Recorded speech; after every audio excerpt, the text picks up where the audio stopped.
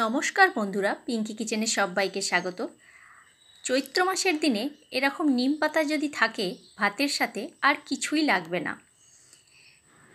বসন্তকালে নিম পাতাটা খাওয়া খুবই উপকারিতা। আমি আজকে তাই নিম পাতা দিয়ে একটা রেসিপি করে দেখাচ্ছি। নিম পাতাটাকে সর্বপ্রথমে আমি ছাড়িয়ে জলে একদম পরিষ্কার করে চটকে চটকে ধুয়ে নিচ্ছি। পাতার যে নোংরাগুলো কিংবা মাকড়সার জাল থাকে সেগুলো সব ধুয়ে পরিষ্কার হয়ে যাবে। সেই জন্য দুবার ধরে ধুয়ে পরিষ্কার করে জলটা একদম চেপে চেপে একটা প্লেটের মধ্যে রেখে দিয়েছি। আর একদিকে একটা ফ্রাইং প্যান বসিয়ে দিয়েছি।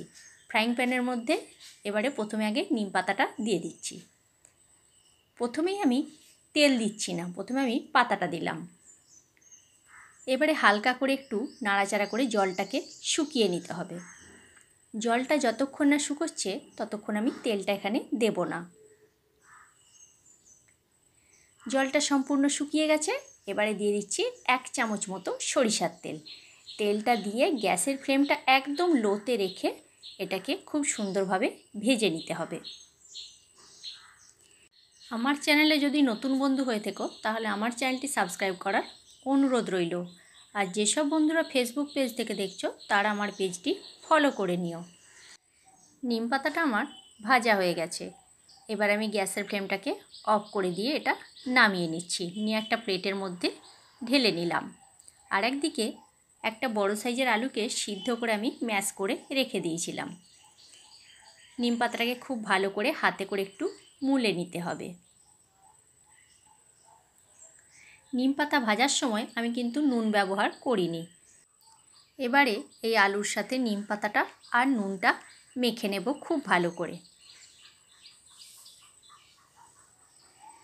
আর দিয়ে দেব এখানে 1 চামচ মতো কাঁচা সরিষার তেল। তোমরা যারা সরিষার তেল পছন্দ করো না তারা দিও না, কিন্তু কাঁচা সরিষার তেলটা দিলে খেতে বেশ ভালো লাগে। এবারে খুব ভালো করে হাত দিয়ে এটাকে মাখিয়ে নিচ্ছি। এই নিম পাতা আলুটা আর গরম ভাত একদম দুর্দান্ত লাগে। আর যারা সরষের তেলটা পছন্দ করো না তারা এটাতে দিও না। সরষের তেল ছাড়াও এটা খেতে ভালো লাগবে। দেখো এটা আমার মাখা পুরো একদম রেডি হয়ে গেছে।